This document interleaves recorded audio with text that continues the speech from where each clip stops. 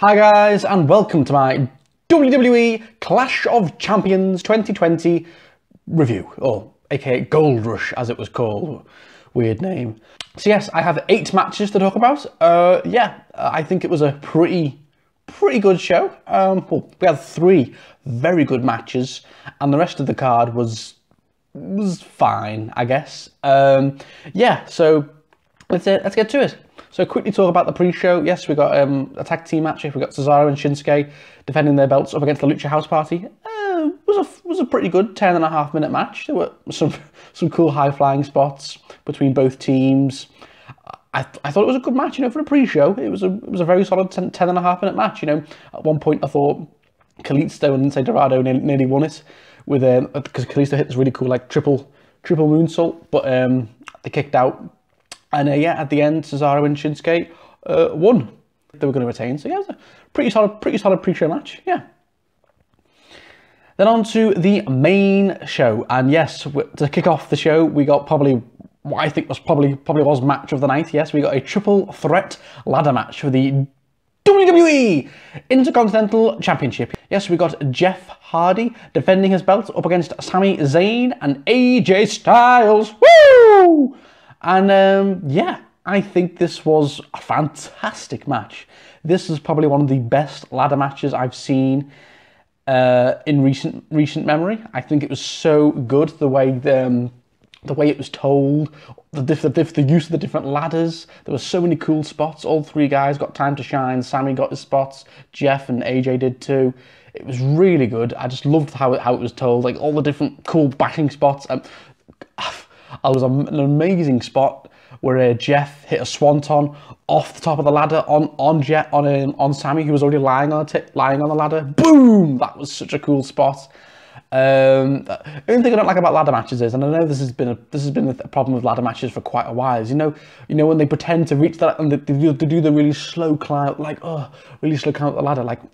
If they wanted, they could win you could win a ladder match like that. You just climb up the ladder, snatch them. But no, because of if they've got to do the spot, they've got to wait for the other guys to get up there. They go, and then just got to reach. I can't quite reach. It just get a bit old. And AJ was doing that quite a bit throughout the match, because they're like, Jeff, get here, Jeff. I've got to reach for it. It's just, if AJ wanted to, you could just snatch it like that, done. But it's ladder matches, whatever. But it was really cool. And then towards the end is when things got really interesting. So yes, Sami Zayn pulls out a pair of handcuffs. He uses the first handcuff on Jeff Hardy.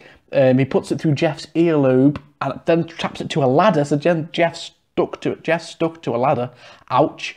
And then he uses the second one and AJ handcuffs himself to AJ. So AJ's got to climb the ladder while handcuffed to Jeff. And so there was this really cool segment where they're all trying to get up the ladder, but they're all handcuffed. But then Sami Zayn has the key, and he uncuffs it, and while AJ's stuck to the ladder and Jeff's trying to get in the ring while his ear's strapped to a ladder, Sami woo grabs both the belts and wins. Yes, so Sami Zayn is the new IC champion. Yes, he wins back the belt that he never lost, that he was saying in the build up to this. So yeah, it was a good match, probably match of the night. Good match. It was a really good match. One of the best ladder matches I've seen in quite a long time.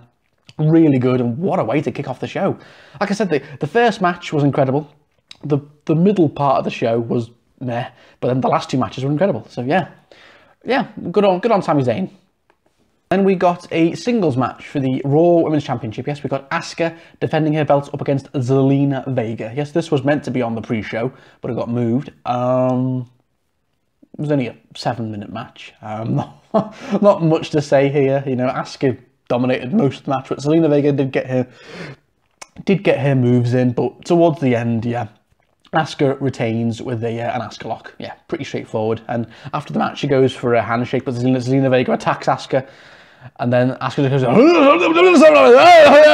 doing all that to Zelina Vega. Yeah, cool. So Asuka retains as she was going to. Come on. She wasn't. Zelina Vega didn't have a chance. So it was only a 7-minute match. Yeah. Then we had a singles match for the WWE United States Championship. Yes, we had Bobby Lashley defending his belt with MVP and Shelton Benjamin going up against my boy Apollo Crews with Ricochet. Yes, it was a rematch from Payback. Yes, Apollo wants his belt back. And this was a good 8-minute match. Yeah, very similar to the match at Payback. You know, Lashley has the power, but Apollo's got the speed. It's really that's what this match is, the techniques. But it was good. You know, I think Bobby obviously hit his big power moves, but then Apollo came back into it with a few moonsaults, with his standing moonsaults and all that, and his jumping high flying spots. It was a good match. It was a good match. I just wish these two would have a longer match, because I think these two could pull off a longer match. But yeah, it was just another short 8-minute match, just like at Payback. And yeah, towards the end, Bobby Lashley hits the full Nelson, and within like a second, Apollo taps out. I mean, come on. I'm not a big fan of the full Nelson. It's just I'd rather Lashley wins with a spear, because it doesn't make Apollo look very strong. He hits a full Nelson, and within like 2 seconds, Apollo's going, come on, it's not that strong, is it? I mean, whatever, yeah. I'd rather Bobby Lashley uses the spear as his finisher. But yeah, Bobby Lashley retains. He was going to, of course. As much as I love Apollo, yeah, Bobby Lashley's going to be IC champion US champion for quite a while now, because, you know, they're really pushing the Hurt business. So yeah, sucks for Apollo, because it's another loss for him. But yeah, I'm not too bothered, because yeah, he was US champion for 90 days this year. So yeah, cool. This was a good, decent match, yeah. And then we got a tag team match for the Raw Tag Team Championship. Yes, we got the Street Profits going up against Andrade and Angel Garza, a match which I think we've seen about 80 times this year. Here we are again. And yeah, this was a fine match. It was 8.5 minutes, again, just like Apollo and Bobby Lashley. Not much to say. I mean, it was good. You know, these two teams, you know, they work very well together. You know, they're both very athletic teams. And yeah, I can't think of too much about this match. I wasn't that bothered about this match, because it's a match we've seen so many times now. So I was on my phone just doing that, watching it. But then towards the end, it got really weird. So I think Angelo Dawkins goes to pin Andrade, but Andrade kicks out of 2. But the bell rings, and yeah, what? Street Profits win. They retain. But Andrade's shoulder wasn't on the mat, and he kicked out with 2.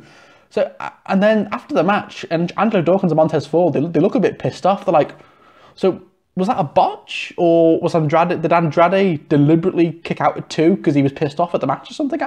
But then I heard apparently Angel Garza got injured, and the match got they finished the match early, like the ref did that. But I don't think Andrade knew about the finish. That's why he kicked out at 2. But because that was, so yeah, it was a weird finish, man. Like, what? So yeah, but apparently because the X was thrown, Angel Garza was hurt, so they called off the match early maybe. But Andrade didn't get the memo, so that's why he kicked out at 2. It was weird, but yeah, whatever. Can we just end this feud now? Can we just please end this feud? I do not want to see a rematch on Raw or at Hell in a Cell. Please, no, just end this feud now, please. Yeah. Then after that, we got Bayley coming out as SmackDown Women's Champion. She was meant to go up against Nikki Cross, but as we all know, that Nikki Cross couldn't make the show. I think she had to stay at home with Killian Dane, isolation or something. Maybe there's a bit of coronavirus scare there. I don't know. So yeah, Bayley comes out. She just demands, "Who's gonna challenge me? Yeah!" And she's acting all cocky, like, "Ref, ring the bell. I've won anyway." And then boom, out comes Asuka. Yeah, so kind of a repeat from SummerSlam, where Asuka had 2 matches. And yeah, for a second I thought, oh my god, is Asuka going to win this? Is Asuka going to be the one to end Bayley's reign and become Asuka 2 belts? But no, it was only a 3.5 minute match. Asuka was dominating it, but then Bayley was getting scared, so then Bayley just hits Asuka with a steel chair and gets disqualified. So yes, Asuka wins via DQ, but Bayley keeps the belt. I mean, what was the point? What was the point of this? Like, because the main thing happened next. Sasha Banks comes out and attacks Bayley, and yeah, like, woo, come on, Sasha. Yeah, she attacks Bayley, and then then there's a bit of a brawl between the two. Bayley gets some momentum back. She hits. Then she goes to hit Sasha with a kendo stick, but then no. Bayley gets out the ring, and she's like, oh god, and Sasha's like, I'm coming for you, I'm coming for that belt and all that. So yeah, this is the build up this feud now, and I very much think we're going to get we're probably going to get Sasha and Bayley in Hell in a Cell. It's going to be a Hell in a Cell match at Hell in a Cell. Ooh, I'm looking forward to that if and when it happens. So yeah, we will see what happens. But yeah, I'm really getting behind this feud now. Come on, Sasha. She's got to be the one to take that belt off Bayley and end her year-long run. So yeah. But what was the point of the thing with Asuka? They should have just had Bayley acting all cocky, and then Sasha attacks Bayley. What was the point of this little 3-minute match with Asuka? It's pointless. Whatever. So yeah, the middle of the show was fine. You know, like I said the ladder match was the match of the night by far, and then I thought then the next 4 matches were fine, but nothing special. And then the last 2 matches, the 2 main event matches, were really good. So yes, we got an ambulance match for the WWE Championship. Yes, we got Drew McIntyre, hey, defending his belt up against Randy Orton. So yes, obviously we all know the SummerSlam rematch, and yeah, this was a brutal 21.5-minute ambulance match. Whoa. It was brutal. There was so much happened in this match. So I'll try and cap it all if I can. So the match gets started, they fight for a little bit, but then out of nowhere, Big Show choke slams Randy through the table, boom, just like that. That's like, okay, so I guess all the people that Randy's hurt over the last few months are all coming back to get the payback on Randy to help Drew in this match. Fair enough. And the match continues. They start brawling. They start brawling towards the ambulance. And then they go backstage for a little bit, and then out of nowhere, Christian attacks Randy. Boom, another one. Yep, because obviously Randy punted Christian on Raw a few months back. So yeah, all these legends are coming back to get the revenge on Randy. Then they go back on towards the ambulance and brawl for a little bit. Then there was a really cool spot where Randy, boom, smashes Drew on like the window screen of the ambulance, and Drew's back's all bloody. Oof, it looked really nasty. Then they get on top of the ambulance for a bit and they fight for a little bit, and then Drew's hanging on, but Randy stamps at his feet. And then Randy's acting all cocky, and then boom, out of nowhere, Sweet Chin Music from HBK. Yeah, another legend. And then Randy just falls off, and Shawn Michaels is like, woo, doing all that. So yeah, the 3 people that Randy's punk kicked on Raw the last few weeks are all getting their revenge. I thought it was really cool how all these legends are helping Drew beat Randy, getting the revenge on Randy. No Edge, sadly. I was really hoping Edge would be the last one to put the nail in the coffin for Randy and maybe spear Randy into the ambulance, but no, I think Edge is still out injured, isn't he? So yeah, but anyway, the match continues, and then Drew hits a really cool Claymore, and he's about to throw, but then it gets reversed, and then Randy actually gets Drew in the ambulance, and then oh my god, like, no, but then no, Drew gets his hand through, he's like, no, you're not getting me out, no, he pushes him out, and then he hits his own punt kick on Randy, wow, and then pushes Randy in, shuts the doors, and Drew retains. And I've got to give them credit, I did not see that coming. I really did not think Drew was going to retain. I thought they were going to put the belt on Randy here, but no, Drew retains. Yeah, really good match though. And then Ric Flair, he's like, woo, he's driving the ambulance, and Drew drives off. So yeah, all 4 of these legends that, you know, Randy had been punting on Raw the last few months all got the revenge. Although I've got to say, it didn't make Drew look very strong, did it? Like even with all these legends helping Drew, Randy still nearly won the match. Like when he was closing the ambulance doors. So yeah, even with all those legends help, Randy still nearly won. So it didn't make Drew look that strong, I think. But whatever, he still won in the end. And yeah, I think it was a very good match. I'm not sure about Drew retaining, to be honest. As much as I love Drew as champion, these last 3-4 months, I think it would have been better if Randy had won the belt here, because I think he needed it more than Drew to retain, because, you know, he lost to Drew at SummerSlam, he lost to Keith Lee at Payback, and now he's just lost here again to Drew. So yeah, where does this go from here? I assume this is the end of the feud. I don't know where they can go from here. Maybe we're gonna get Keith Lee as Drew's next challenger for Hell in a Cell. So yeah, Drew's reign continues, and maybe, just maybe, big boy, yes, Keith Lee is going to be the one to beat Drew McIntyre, maybe at Hell in a Cell. Ooh, if that match happens, I can't wait. So yeah, but yeah, I assume that's the end of the feud. But a really good match, yeah, definitely, really good match, and a really good feud too, Drew and Randy. It's been a great feud since SummerSlam, yeah. And then on to the main event. Yes, we had a singles match for the for the WWE Universal Championship. Yes, we had Roman Reigns defending his belt with Paul Heyman, going up against... Woo! Let's go! Yes, Jay Uso. And yeah, this was a brutal 22.5-minute match. It was just a squash, more or less. It was a really interesting squash match. That's what this was. It was a squash. Roman, for most of this match, was on top. He was dominating Jay Uso. Jay Uso could barely get any offense in, and whenever he did, Roman just shut him down immediately. It got a bit hard to watch at some points. You know, it was just a very dominant display from Roman, like as the tribal chief. He's the boss. He puts food on the table. He's the head of the table. That's what this storyline was all about. They kept back and forth into each other. There was a cool bit when Jay Uso did get a bit of offense back. He hit a few super kicks, he hit a frog splash, but Roman kicked out and was just smiling like that, like, no, you got to do more than that, boy. And then Roman eventually just got back on top and hit a Superman punch, and he hit a spear. But no, he didn't go for the pin because he was saying to Jay Uso, I'm not pinning you until you say I'm the tribal chief, until you say I'm the chief. He's like, it's all about Samoan pride, the Samoan leadership. That's what the story's all about.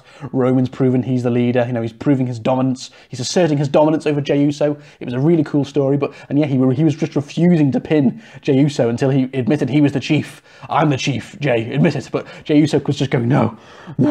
And so Roman was like getting really pissed off, and he was just refusing to pin him. So he hit another spear on Jay Uso, and then he just started pummeling Jay Uso. Really, it was getting really hard to watch at some point. And then Jimmy Uso had to come out and help with a towel. He was like about to throw in the towel, and Jay Uso was like, no, please don't. And Roman was like, he's got to say I'm the chief, and I'll end this. And then no, Roman just kept pummeling Jay, and then Jimmy Uso threw the towel in. So yeah, Roman wins. He didn't pin him or anything, but yeah, Roman retains because Jimmy Uso threw the towel in.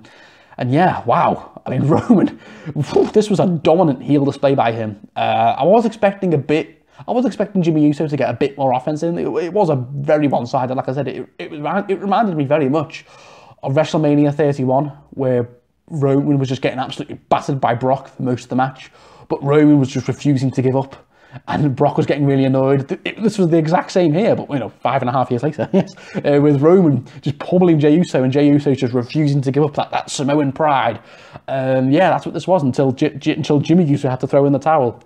So yeah, and then Roman's got like a big the Samoan like flower necklace, like he's the tribal chief, and Jimmy Uso's like, yeah, you're the tribal chief, Roman. You're the tribal chief. You happy? Roman's just like, looking all cocky like that, and then with the belt up, and then he's just taunting, and yeah, blimey, this was good, very good match. I think, despite the fact that it was mostly a squash, I think the storytelling was really good. Like Roman asserting his dominance and being the tribal chief. I'm the boss, Jay Uso, I'm the boss. I thought that was really cool, and yeah, it was a bit uncomfortable at times just seeing Roman pummeling poor Jay Uso, but I think that's what was going to happen for most of this match anyway. And yeah, if this is the end of the feud, I think so. Yeah, maybe Jimmy Uso gets a chance now at Hell in a Cell. Maybe because he was looking at Roman like that. You son of a bitch! How could you do this to your own cousin, your own brother, and my own brother? How could you? So maybe it's going to be Jimmy Uso versus Roman at Hell in a Cell. Maybe, or I think we might get the Fiend coming back soon to challenge Roman, because don't forget that look Alexa Bliss gave Roman on SmackDown. So when she's all possessed, so I think I'll build and. They did advertise. We did see the Fiend for Hell in a Cell, the advert for it. So I think we might be getting the Fiend and Roman at Hell in a Cell. And if that match happens, then I'm worried for the Fiend. I really am. No. So yeah, that was Clash of Champions Gold Rush. I think it was a good show. It was an okay show, but elevated by 3 very good matches. The ladder match was fantastic. Match of the night. Drew McIntyre, Randy Orton was brutal, and I loved it. And Roman Reigns, Jay Uso was just told a really good, brutal story at the end. So yeah, and I thought everything else in the middle was fine. Nothing amazing, but it was fine. So there wasn't really a bad match on this show. I think this was one of the better shows we've had of Lockdown. Definitely, I think probably my top 3, top 4. So yeah. What did you guys think of Clash of Champions? Comment below. Excuse me. Let me know. So yeah, guys, I'm not sure when my next video will be. Since Hell in a Cell isn't till the 25th of October. So I'm not sure when I'm back, but I might do a video in a week or two. I will see what's out, how I feel. And if not, my next prediction video will be obviously for Hell in a Cell in mid-October with Laura. So look forward to that. And me too, because I love Hell in a Cell. It's one of my favourite shows of the year. So yeah, guys, thank you for watching. Comment below, what did you think of Clash of Champions? And I will see you all very soon.